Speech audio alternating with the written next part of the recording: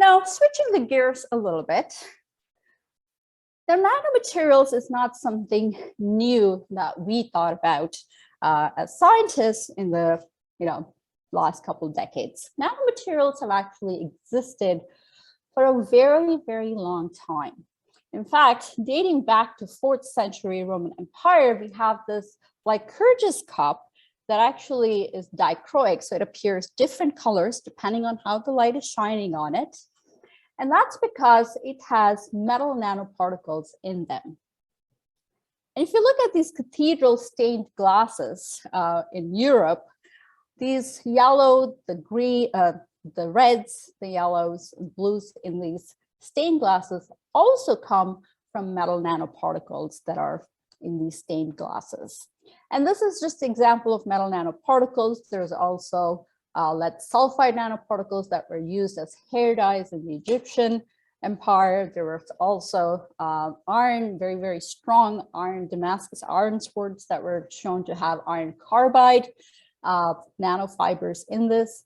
So nanomaterials unknowingly have existed for a very long time. People didn't set out to make nanomaterials, but just the process that they were using ended up making nanomaterials. But as scientists studied these over the years, and we came up with analytical techniques to actually be able to image these nanoparticles, we have now come to realize what the composition of all these different materials are.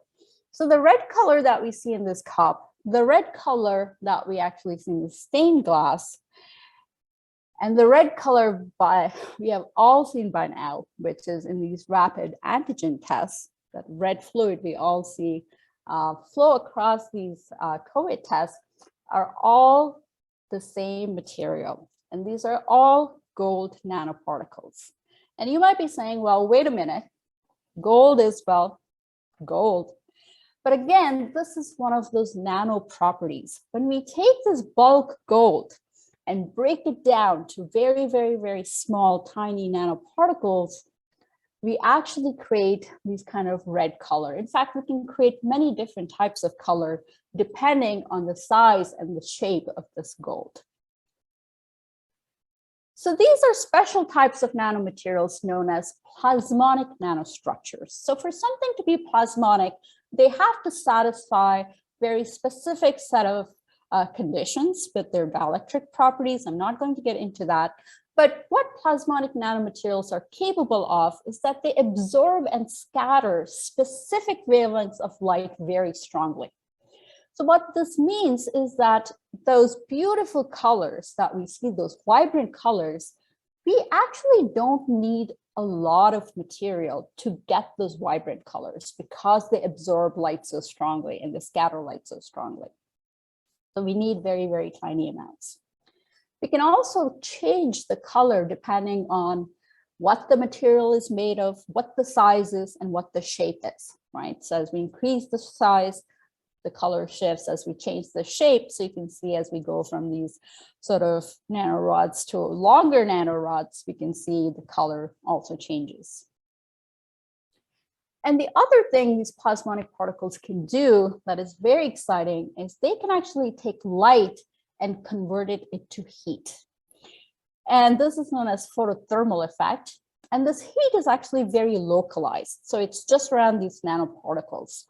And this heat has been used for many, many different applications. One such application is for cancer therapy. So we can actually inject these plasmonic nanoparticles into tumor cells, and we can shine light on them.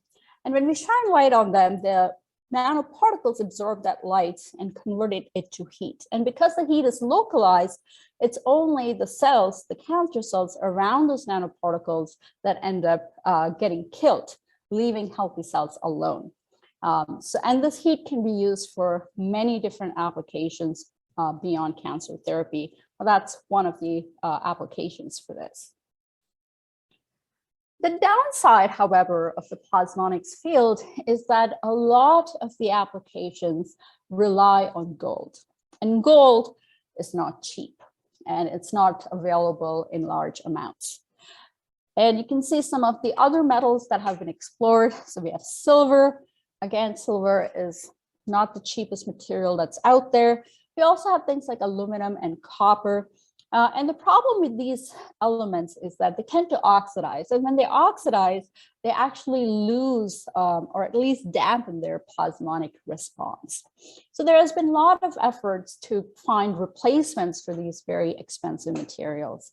And our group has actually been researching a different class of materials known as refractory plasmonics. And refractory materials are all around us. They are mechanically very strong, thermally strong, and they're also cheap, right? So if you look at your drill bits or some of the tools in your toolkit, they actually have refractory coatings on it. They usually tend to have some sort of nitride. Titanium nitride is the most common, but they can also have carbide coatings. And we essentially take these bulk materials and make them to nanoscale. And on nanoscale, these refractory materials can also be plasmonic, similar to gold. So you can see we can now change the color depending on what the composition and the size of these materials are. And they're much cheaper compared to gold. They're thermally stable because they're refractory, and they can actually convert light to heat better than gold can. So their photothermal behavior is actually very, very efficient. And here's just demonstrating that photothermal effect of these nitrides. So what we have is a film of these nitride nanoparticles, and this is a thermal imaging camera.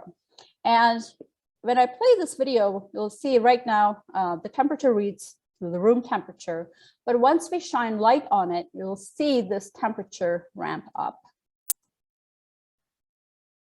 So that's just a broadband light source, and you'll see that in mere seconds, we have actually heated it up about 100 degrees Celsius, and that's what in about 7 seconds.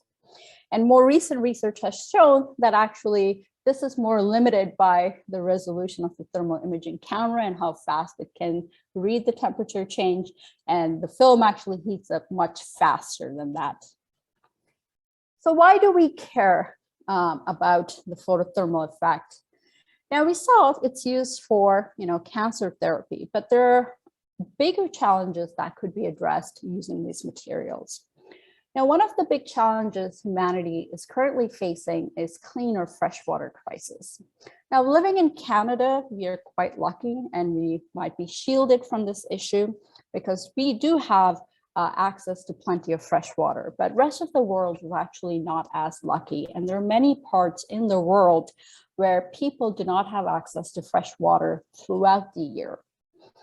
Now, it might seem weird that most of the Earth's surface is covered by water, then why do people not have access to it? Because less than 1% of that water is actually available for humans to use. Most of that is salt water, and a lot of it is tied up in glaciers and ice.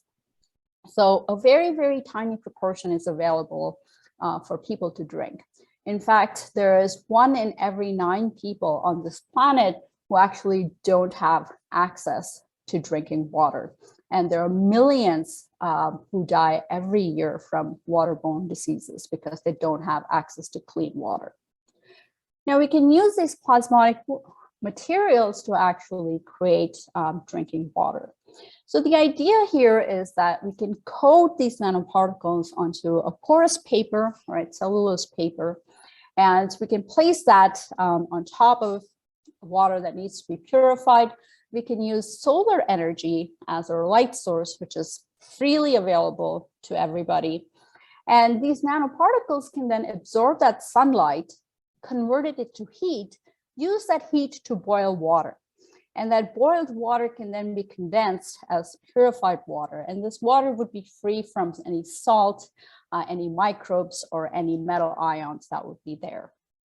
And we actually tested if we can use these nitride nanoparticles that we made to generate drinking water. And turns out we can actually do that with very good evaporation rates and very good efficiencies. Efficiency is much better than gold. And here is desalination experiment that we performed just using our Atlantic Ocean water. And after the plasmonic sort of boiling or water evaporation was performed, we can see that the salt concentrations are actually below what the EPA requires the drinking water to be. So it is possible to use these plasmonic interfaces to generate clean water. Plasmonic materials can also be used for chemical production, not just for producing clean water. We talked about hydrogen a few slides ago. Another important chemical is ammonia. And I briefly mentioned this when I was talking about hydrogen, because ammonia really controls our ability to grow food. Haber Bosch process is the process we currently use to generate ammonia. And when we came up with this process, it kind of really led to the green revolution, and we were able to produce food more efficiently. But this is not an energy efficient process by any means. In fact, we use 2% of world's energy just to make this one chemical. But it is a very important process. In fact, 50% of the nitrogen in all our body was once part of Haber Bosch process. So that's where the nitrogen is coming from. So we currently need alternative methods of making ammonia. And these scientists, so this is Nanomaterials group in US that actually came up with this process, where they use this photothermal effect of nitride nanoparticles to come up with this chemical looping way of making ammonia. So they start with nitrogen gas, they do a nitridation, then they can generate ammonia using this. And they, again, use light to heat up those titanium nitride. Now, they need this very high heat because one of the reasons this is a very energy intensive process is because we use nitrogen gas to make ammonia. And nitrogen is very inert. We're breathing it right now. It's one of the main components of our atmosphere and the air that we breathe. And it has triple bonds. There's 3 bonds between 2 nitrogen atoms.